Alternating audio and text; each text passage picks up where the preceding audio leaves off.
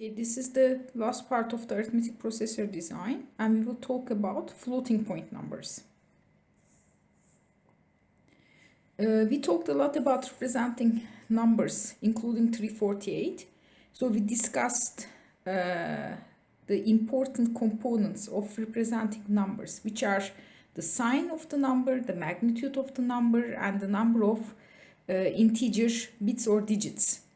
So when we talk about this 2's complement representation, for example, if you are aware that we are actually knowing the number of integer bits, the definition implies that. So the definition is, for example, given a positive number n in base 2, we choose small n as the number of integer bits of the number n that we want to count.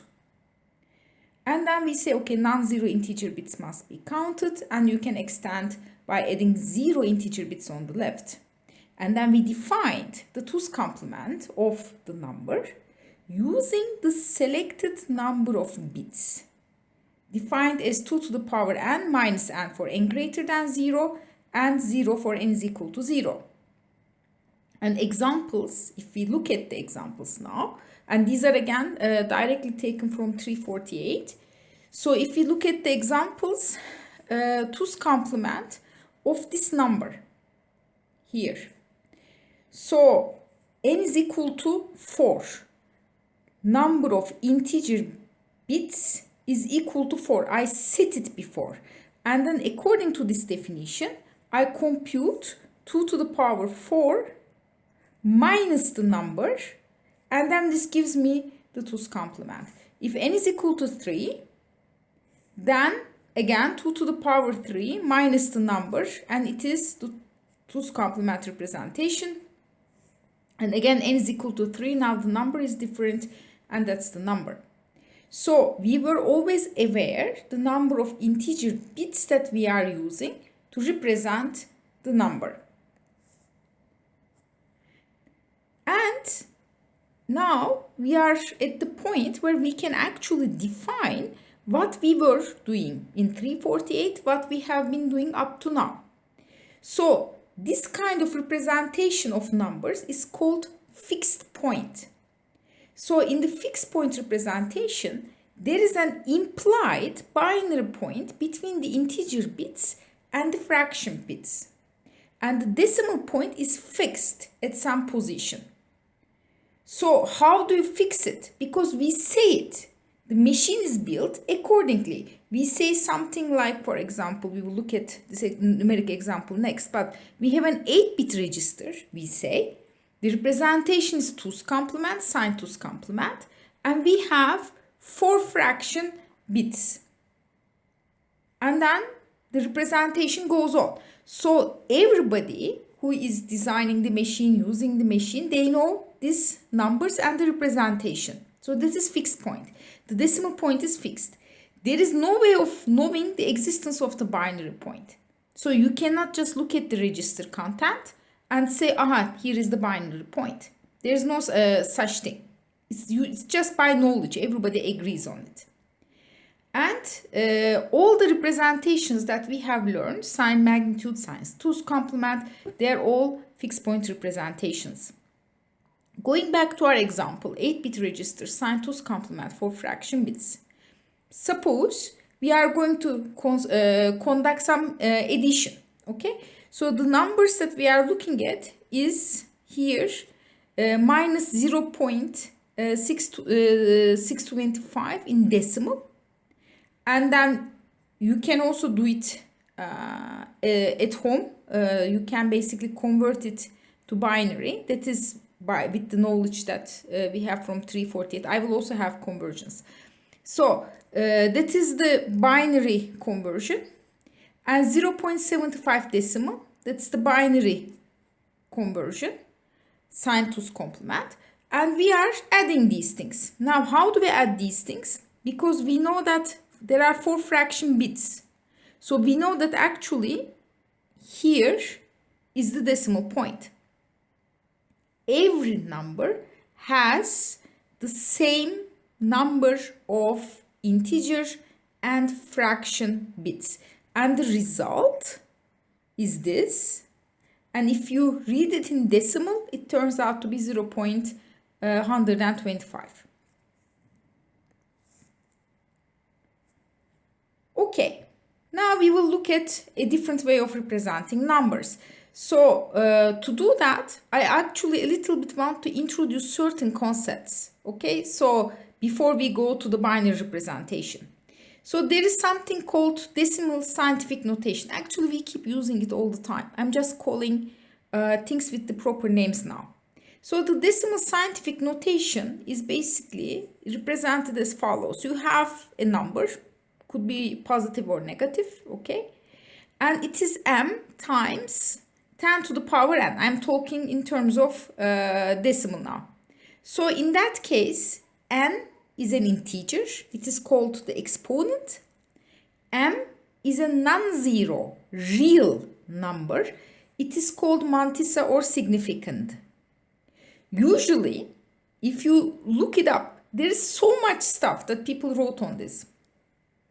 And it is quite interesting that we are not maybe aware that we use these representations naturally when we are, for example, using MATLAB, when we are reading articles and so on. But these things actually have some system. So usually we choose the mantissa or the significand, a number between 0 and 10. So it's a single decimal digit number. So what do?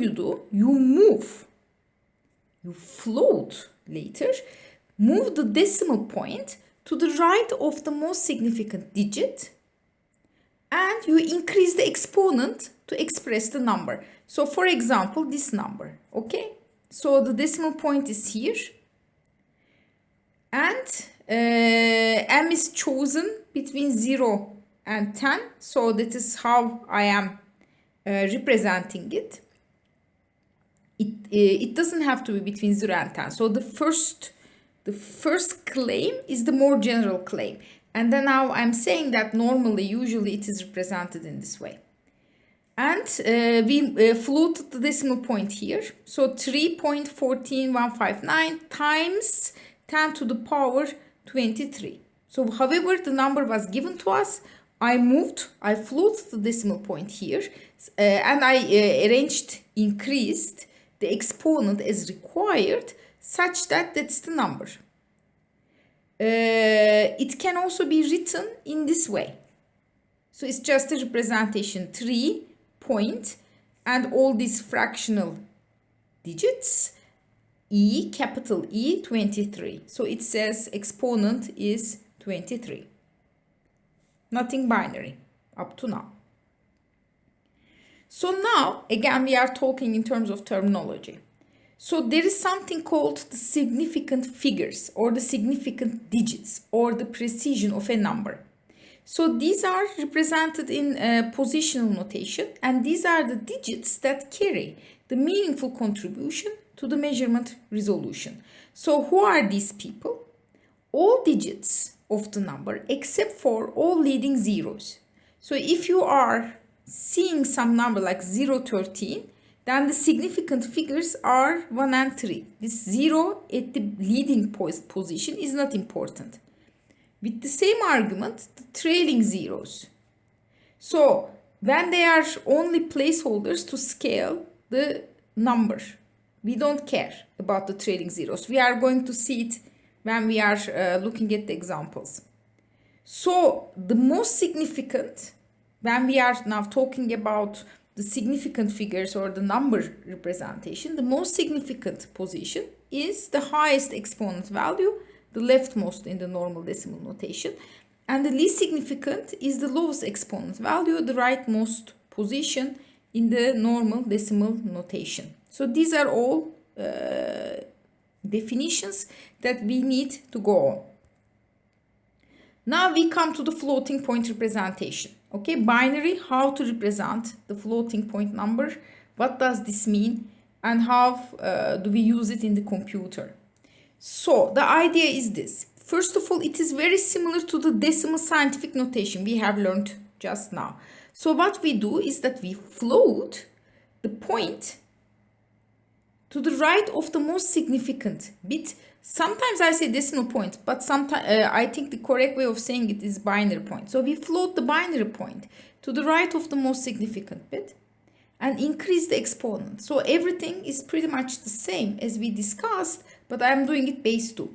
So if the number is suppose 228 in decimal, then you write it like this in binary, and just like in the well-used decimal scientific number representation, I am leaving one bit here, binary point, remaining bits, and you count, so it is 2 to the power 7. So what do I get by this? We will soon also talk about these zeros and so on. What do I get by this representation? I can represent a very large range of numbers by using the same number of bits. So it increases the range. However, we are going to see the trade-off between the range and the number of different things that you can represent, because the number of things that you can represent is simply related to how many bits you have. Okay, if you don't change it, then the number of things that are represented with a certain floating point system doesn't change. Okay, so I will represent a larger range, but I am going to trade off this with the precision. So I will sacrifice precision for range by providing exponent to basically shift the relative weight of each bit position. We are going to see it.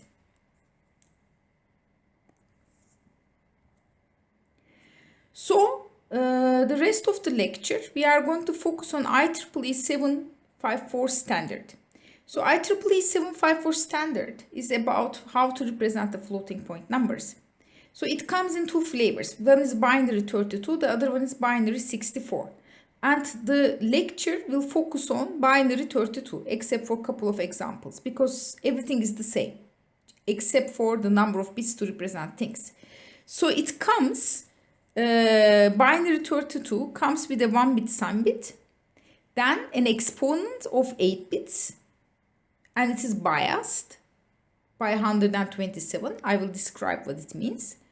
And the significant precision, whatever you represent in the mantissa, in the significant, is 24 bits, but actually it is represented by 23 explicit bits, and I will also describe what this means.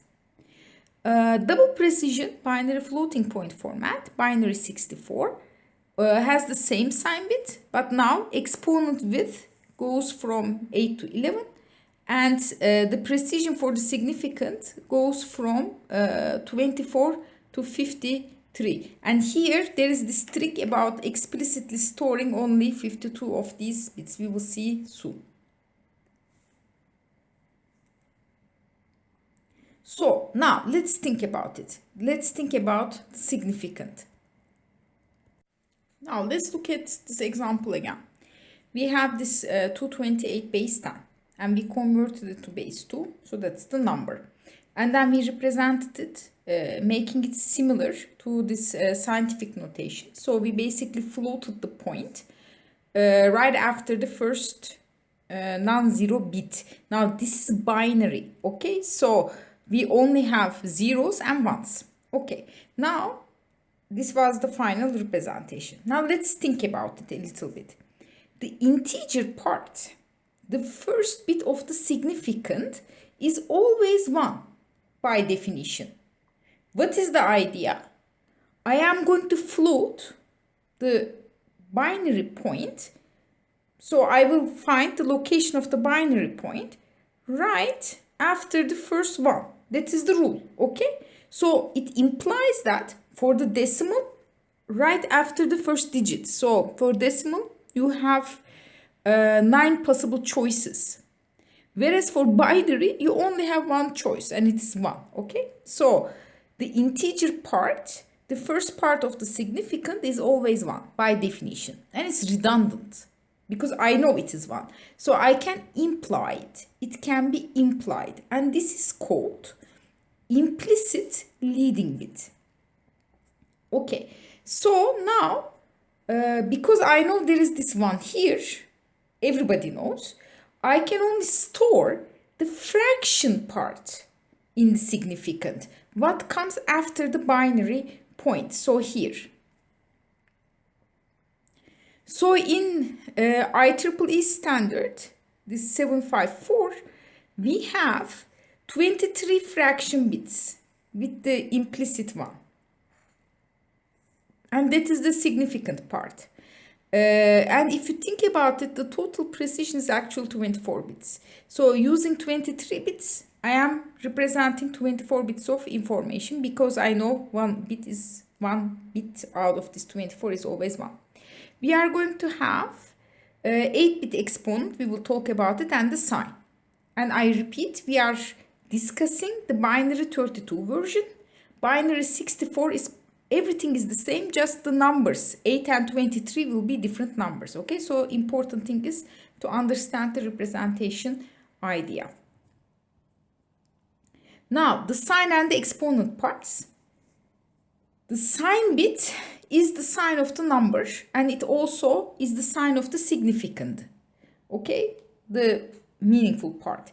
Now the exponent is an 8-bit unsigned integer.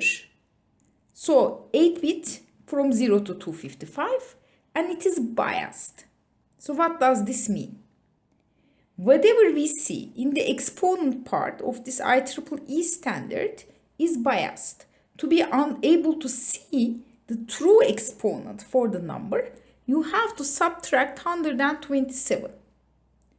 Okay, so the range of exponent that you can represent here is from minus 127 to plus 128. Minus 127 is when you put zeros here, and 128 is when you put all ones here. So the true exponent is by subtracting 127. You can add 127 to the true exponent to get the biased exponent when you are representing according to the IEEE floating point standard.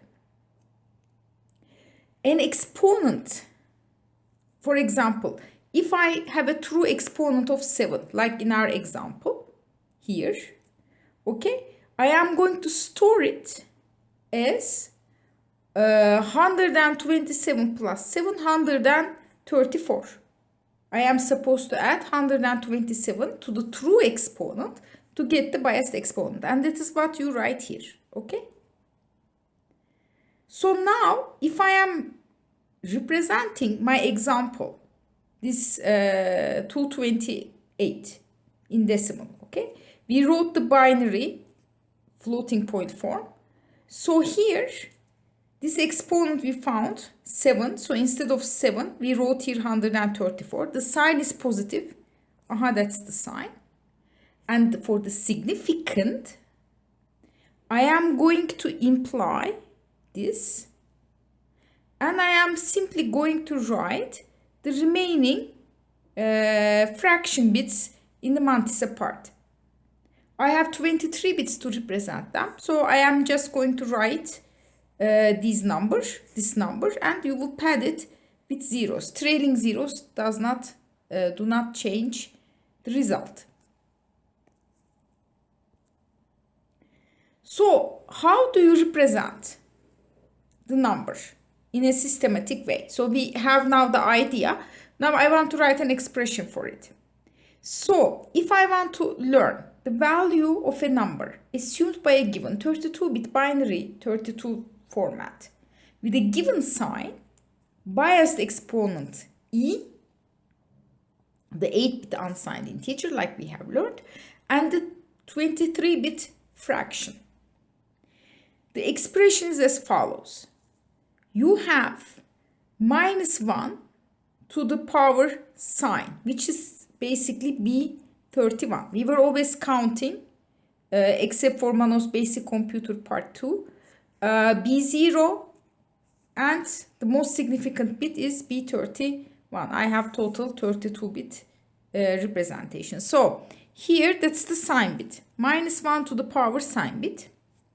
Then exponent part it is going to be 2 to the power B30 to B23 base 2 minus 127 base 10. This part. Now for the significand, I was implying a 1, so that is the implied one. Plus, now I am going to convert this to their basically weights. Using their weights, I am going to convert them to a number. So here, from I is equal to from 1 to 23, B 23 minus I. So here I start B22 for I is equal to 1. And I will finish at B0 for I is equal to 23. The value of the bit and its weight. So this is 2 to the power minus 1, minus 2, minus 3, and it goes in that way up to 2 to the power minus 23. Okay. So this is an important expression that will help us. We will use this a lot. Okay, so now let's revisit our example that is represented according to binary 32 IEEE representation. So here now, according to the rule, we have to put minus 1 to the sign bit. Sign bit is 0. Now this is the exponent, minus 127 because it's biased, 2 to the power. And the implied one here, that is basically our number. If you remember 1 point, we floated the point up to here. So that's the implied one. And that's the fraction part. Now, if you write this in the register, let's say, according to this IEEE format, the bit pattern is, here you have the sign bit, here you have the exponent, B32, B23, and this is the significand. Okay, now we can check if this is correct. So we basically now convert it back to decimal according to this expression we have. So first of all, the sign is plus, minus 1 to the power 0, sign is plus.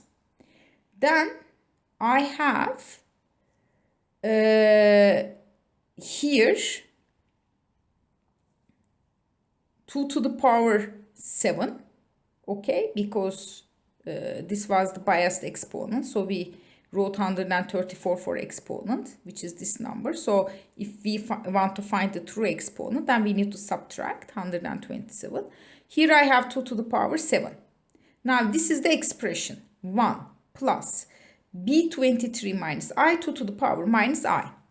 Now I look at, without caring the detail first, I find that B17 to B0 are not significant. They are trailing zeros. We basically padded the number to fit into the 23-bit pattern, right? So these are not significant. So I start, if you think about it, I am only looking at the significant part, and it is actually from B22 to B18. This is B18, okay? So I write the expression, 2 to the power 7 times 1, okay?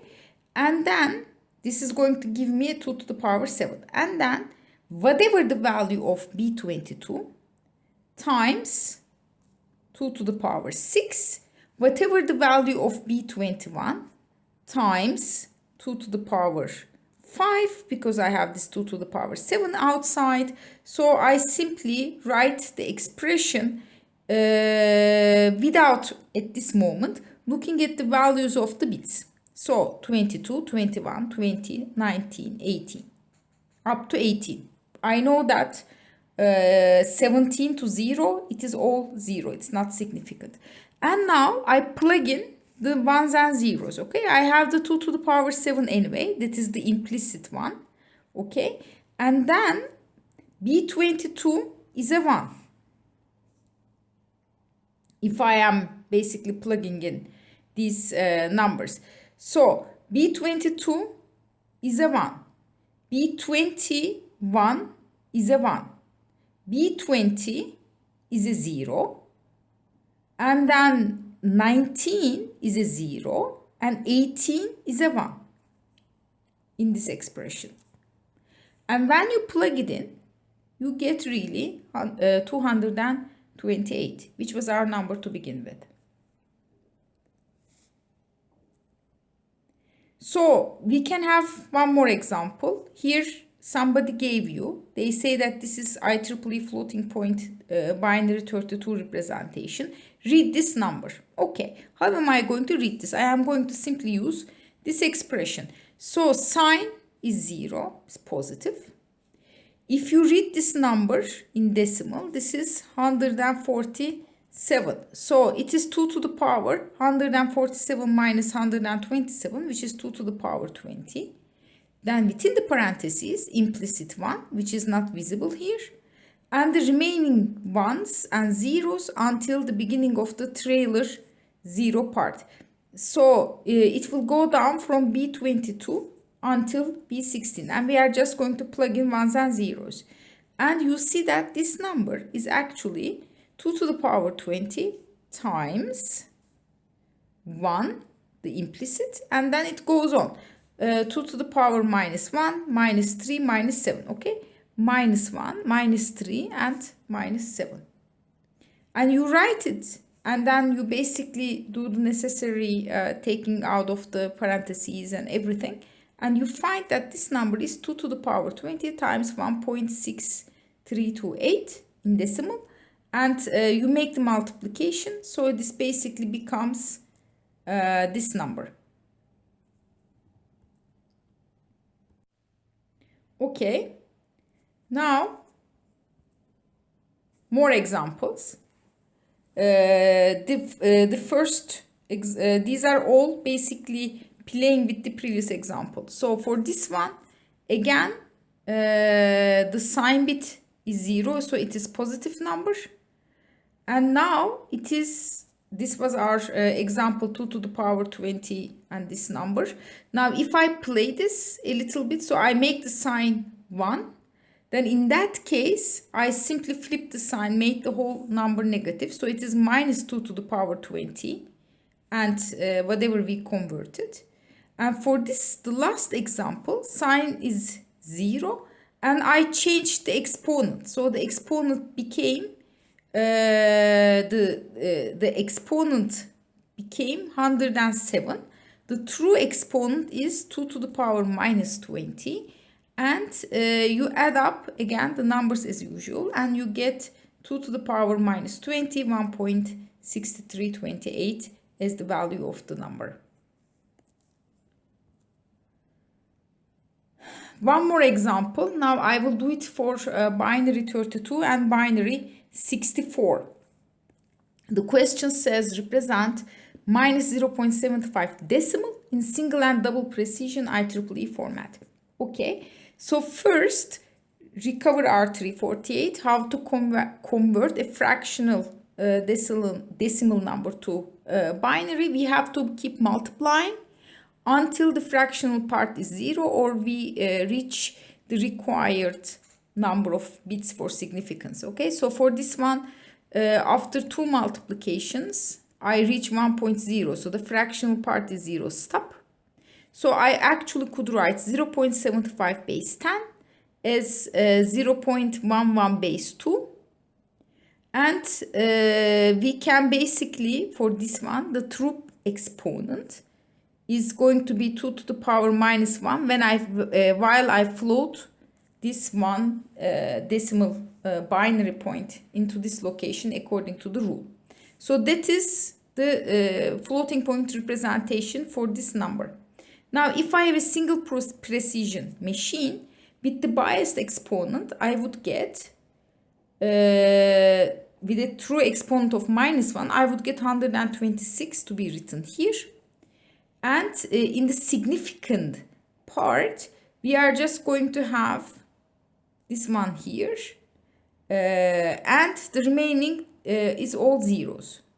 For double precision, now the exponent is going to be minus 1 plus 1023. So it is going to be 1022. Just the bias value is different. And we will pad the trailing zeros again to basically fit the number into the allocated space.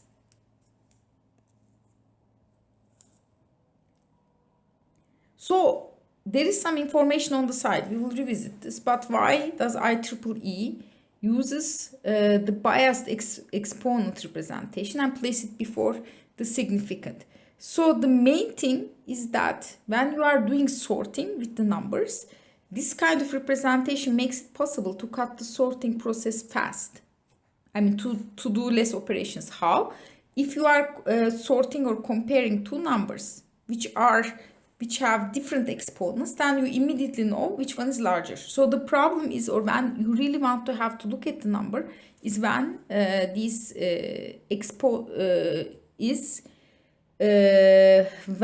the exponent is the same and you have to look at the significant and then you have to sort. Okay, so but most of the time you can get by simply comparing the exponents. That's why we first have it before the significant.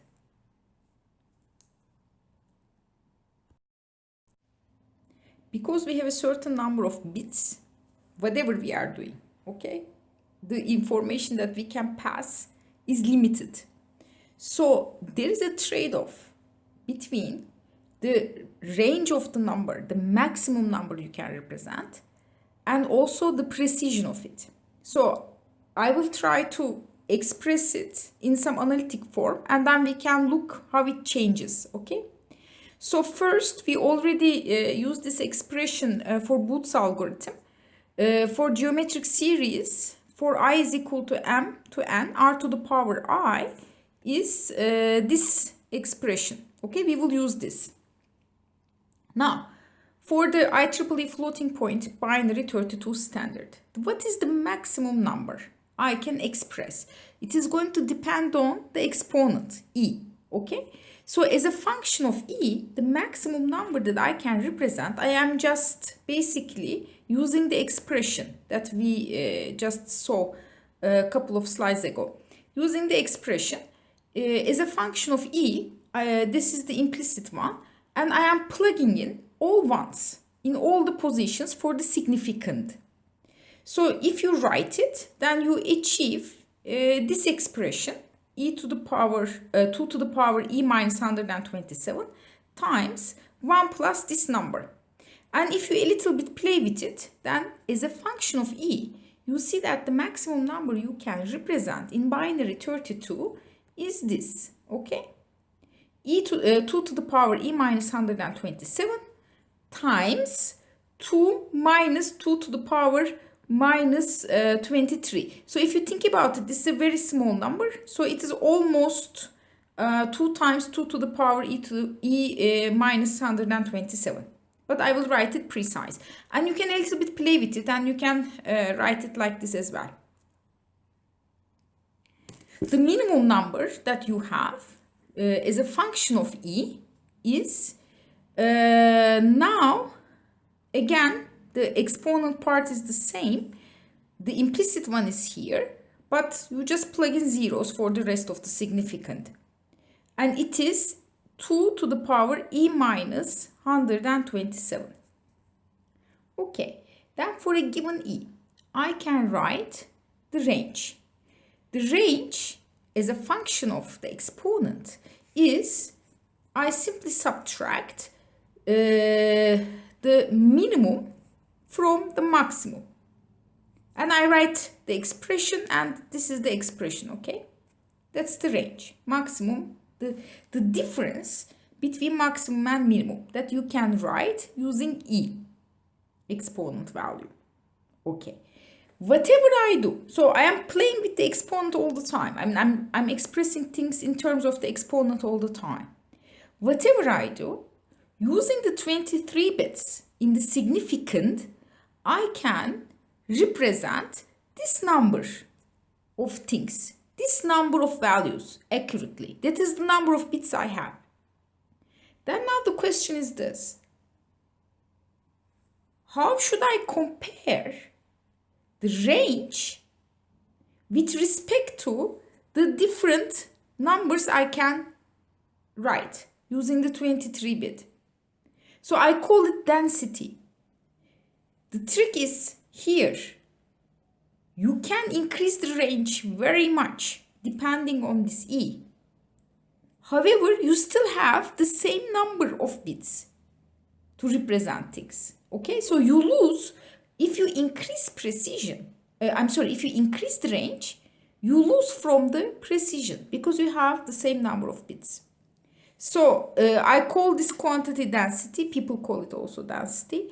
And as this density increases, your precision decreases, right? Because you have a bigger range, but you have the same number of bits to represent the numbers. So you can write a piece of MATLAB code to just write these expressions, and then you can plot the density that you get from the expression in the previous slide as a function of E. And this is a log scale, okay? And you see how the density just linearly increases with E. You can play with these things, okay? It's very 2 lines of code.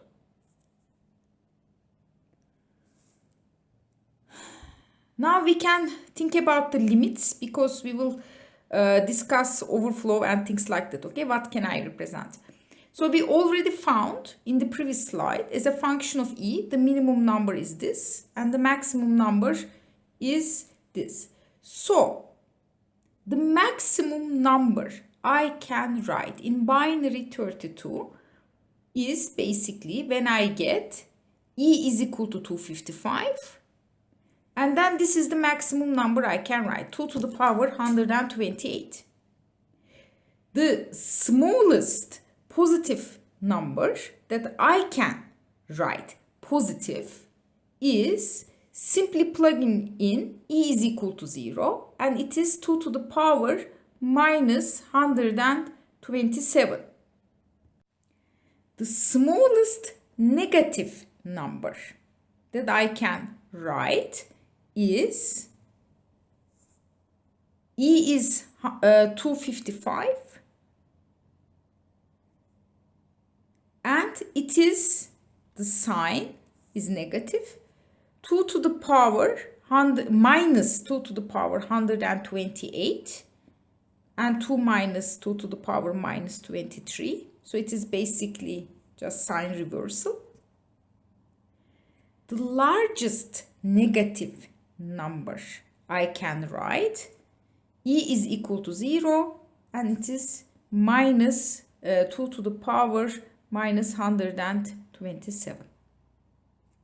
Okay, now let's see what these things tell us. Now, there are all kinds of terms when you look at representing floating point numbers. When you look at this IEEE standard, it is very interesting that there are really academic grade papers about how to represent these numbers. So when I was preparing these lectures, I found many such resources, computer science papers and so on and so forth, and terms. So one thing I want to tell you, this you can think of it as more like general culture information, okay? So there is something called machine epsilon. So machine epsilon is for binary. Now I always talk in terms of binary 32, but you should really extend it to binary 64 as well. Machine epsilon is the difference between 1 and the next larger number that can be stored in that format. So for us, because we have 2 to the power 23, the steps are 2 to the power minus 23. Okay, so that is the machine epsilon for IEEE standard. And this is useful in iterative computation. So if you have 2 successful iterations and they differ less than the machine epsilon, then you can assume that the iteration has converged. Okay. Now, how do we do underflow and overflow? How do we define these things in binary 32? Again, now, let's first look at overflow. Overflow, we know. So here, I cannot represent numbers larger than the possible largest. Okay, we found it. So if I have computation, I'm computing something in MATLAB, and then the number that I produced out of this computation is larger than this, then there is overflow. And if you look at this, there are all kinds of different types of overflow, in the sense that does the machine give an error to the user, or if somehow can suppress this, whatever. Okay, but we don't go into this detail. I'm just doing the standard definition. So this is a positive overflow, and this is a negative overflow if I find something smaller than this. Okay, so I'm out of range. But there's also something called an underflow, because now we have these numbers.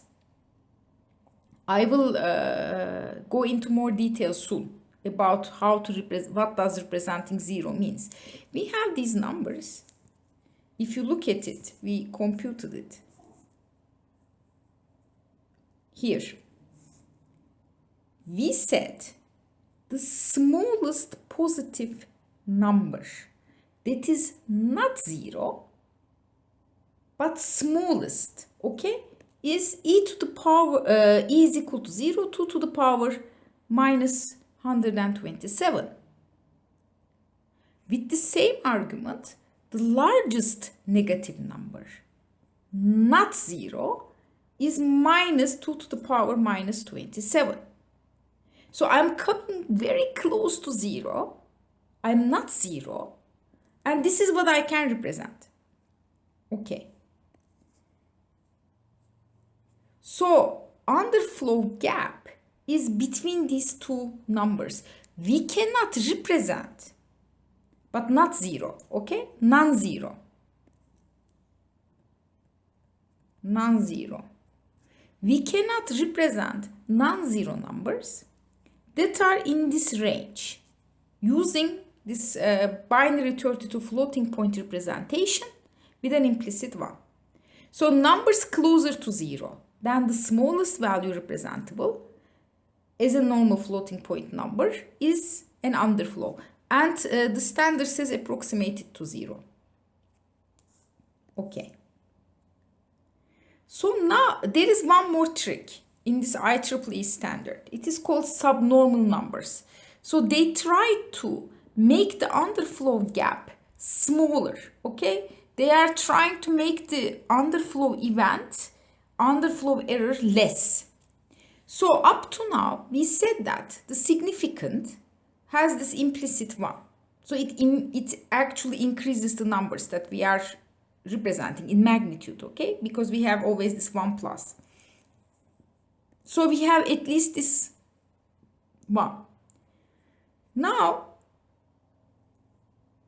this standard says there's a class of numbers that are called subnormal numbers. For these ones, the significant does not have the implicit 1.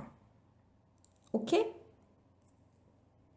And these numbers have at least 1, 1. So they are not 0. So these are non-zero numbers. But we don't have this plus 1 significant. It is 0. And for this subnormal, because I am actually adding more small, very small numbers closer to 0, the exponent is 0. So we are filling the underflow gap a little bit. We cannot totally close it. So the subnormal numbers, the representation is as follows, okay? So we just don't have this plus 1.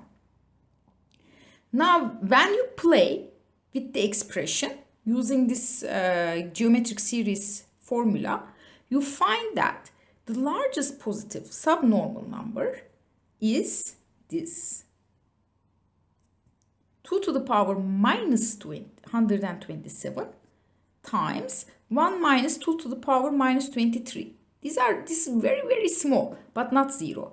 And smallest positive subnormal number is this. So now, the underflow error, the gap squeezed. The smallest positive subnormal number is defining the underflow gap. Of course, I also have the sign reversal, right? So now that is the underflow gap. It's less. And this is approaching the previous underflow gap border from the direction of 0, okay, with a factor of 2 to the power minus 23. So I made the gap smaller by adding these subnormal numbers. We also define infinite and not a number using the IEEE standard. So if your exponent is all ones and the significant fraction part are all zeros, then it's an infinity. Depending on the sign, it's plus infinite. What is nice about it is that this is defined. So it doesn't generate an error. The computation can go on after seeing an infinity. If the mathematics allow that, okay? But it doesn't give a computer error by having a well-defined infinite representation. Same for the not a number, okay? So for this one again, the exponent is all ones and the fraction has at least one, okay? It's not total 0. Then you say that this is an illegal or undefined result. And the computation does not crash at that point with not a number intermediate result. It can go on. So when we look at the IEEE 754 floating point standard encoding, let's put everything together. I will put everything together and then we will represent it as a table. So it looks like this. -1 sign. This is with implicit 1. So 1 plus the fraction part times 2 to the power e minus bias. So for single precision, bias is 127. For double precision, bias is 1023. I am just putting things together. I'm repeating. It's a wrap-up slide. F is stored in normalized form, where we don't need to store this one. And to simplify the sorting of the floating point numbers, we put E before F. So before if, when you are sorting, if you can sort by exponent, integer exponent, then you are already done. So you first look at the E. And then you look at the fraction part. If the E's are the same, then you have to sort using the fraction part. Okay, so E comes before F to simplify the sorting. We discussed all these things before. It's a wrap-up slide. Now put everything, this wrapped up information, in a table. So let's focus on the single precision. What are the cases and what do they mean? Now, if I have a single precision number with E is equal to 8 bits and F is equal to 23 bits, and E and F are entirely 0, then this is called true 0. And the sign can be plus or negative. So depending on the sign bit, okay? And if you go and compute this, you see that it is something really, if you plug in this number to our expression, you are going to see that it's actually really a small number. But this is the representation of 0. Now, if the exponent is 0, but the significant is not a 0 number, then this is a subnormal number. So which is going to be giving us a tighter underflow gap. This is a normal floating point number. So the exponent is between 1 and 254. Significant is anything. And this is a floating point number. Now, if exponent is 255 and the significant is 0, then it means plus or minus infinity. If the exponent is 255 but the significant is not 0, then this is not a number and it indicates some invalid result. So how do we round the floating point numbers? You can round them down, up towards 0 or to the nearest. So if we have this number, this binary, and we want to round it to 3 fraction bits, then if I want to round down, that's the result. Up, that's the result. Towards 0, it's the result. And to nearest is going to be this. Because if you look at it, if you look at the our choices, 1.625 is closer to the original number compared to 1.5, which was the other choice, which is this, okay? So this is the rounding. Now we have all the tools, so we can do the arithmetic with it. So we will do addition and multiplication. Floating point addition. This is much more human friendly because you would do it like this. So these are the steps, but we are going to apply them on some example, okay? So keep the steps for your reference when you are reading the slides. First example, we are going to add these two floating point numbers, binary 32 format, okay? It is given in hex, so it's a binary string. We will add these things. This is the first number, hex, 3FC, the remaining is 0, so it is 3FC and it's all zeros. And the other one is 405, 405, and the remaining is all 0. Okay, so now let's see how it is going to work with the algorithmic way that we saw in the previous slide.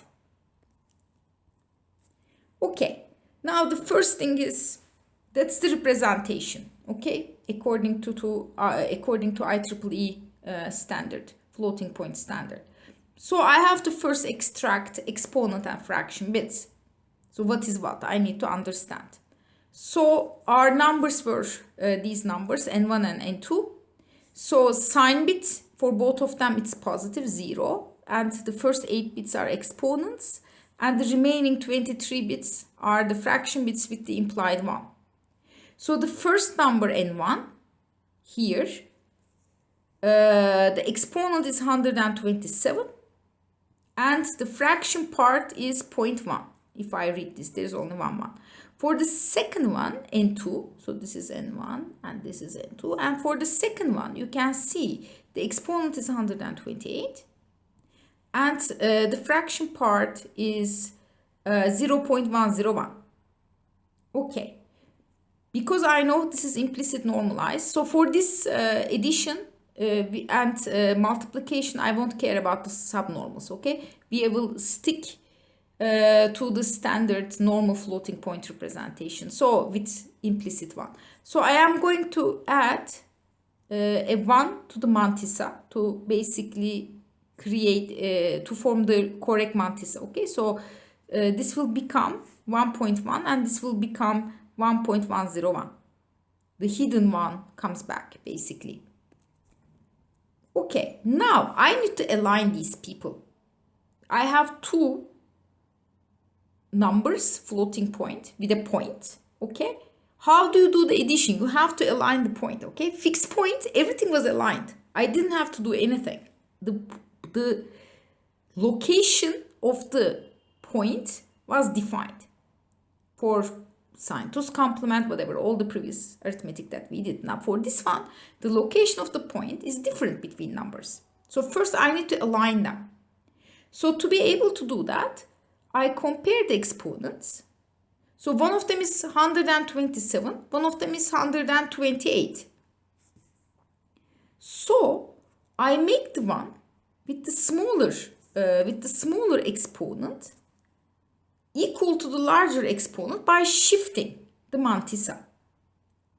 So now the one that was 1.1 and exponent 1.1 mantissa and 127 exponent is now shifted such that its exponent, I made it smaller, shifted right, and its exponent became equal to the other one. Only one shift was enough because their difference was 1. If their difference is more, then I have to shift more. Now the exponent is the same, 128, and the points, the dots, are aligned. I do the addition here, so everything is normal. Then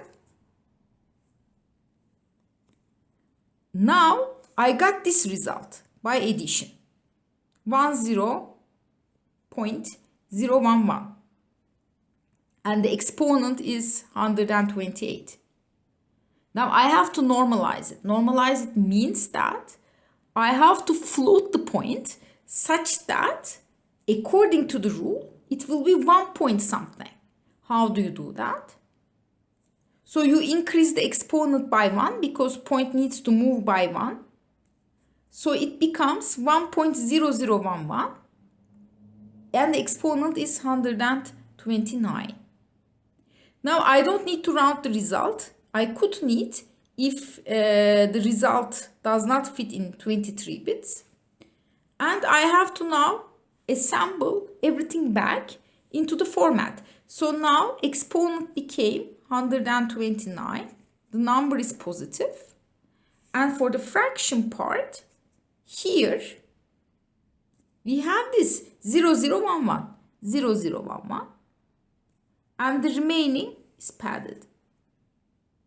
So that's the result. And you can convert it to hex. Another example. For this example, I'm giving the numbers in decimal. Okay. So the first number, so we can a little bit practice. The first number is 7.875 and the second number is this. So we write it in the correct scientific, let's say, with true exponents. We write it with the true exponents. So it is 1.11111, 2 to the power 2, 1.1, 2 to the power minus 3. And when I add these things up, I am going to get this number. So we are going to see what happens. So I apply the algorithm. I first extract exponent and fraction bits. This example is taken directly from Harris and Harris book. Okay. So I extracted exponent and the fraction. I arranged this leading one for the mantissa. I compared the exponents. So here you find that one exponent is different than the other one. So I have to shift the one with the smaller exponent. So now they're aligned. Then I add the mantissas here. So I shifted this guy. Okay. So I added the mantissas with the aligned point. Now I get a number. I normalize the mantissas such that I get 1 point something and arrange the exponent accordingly. And then round the result if necessary. For us, no rounding is necessary because it fits in 23 bits.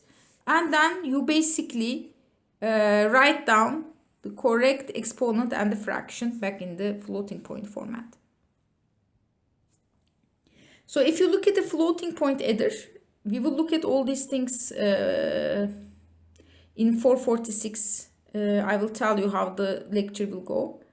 And it's more complex than the integer adder. So you cannot do all these operations in one clock cycle. So normally it takes usually several clock cycles to execute the floating point addition. So we have more examples. You can do these examples at home.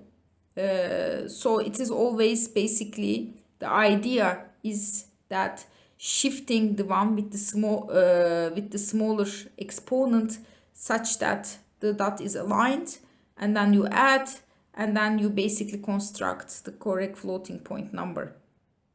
Now, regarding the multiplication, here we have a 4-digit binary example. So this is again very human. So we add the exponents. So you have to think, so the given form is unbiased. The true exponents are given. So you have to think about the biased. So you add the exponents and you get the exponent of the result. You multiply the significance and then you normalize the result and you have to check for overflow, underflow. Okay, so you have to make sure that you are not in these ranges. And then if not, you round if necessary, if the significant doesn't fit, and renormalize if necessary. And you decide about the sign based on the original operand's signs. So this is the decimal version of the same kind of example. So here again, like human, you add the exponents, you multiply the significance, you normalize the results such that here, and then you basically you round and renormalize if necessary and determine the sign of the result from the sign of the operands. So this concludes the last chapter, arithmetic processor design, about floating point numbers.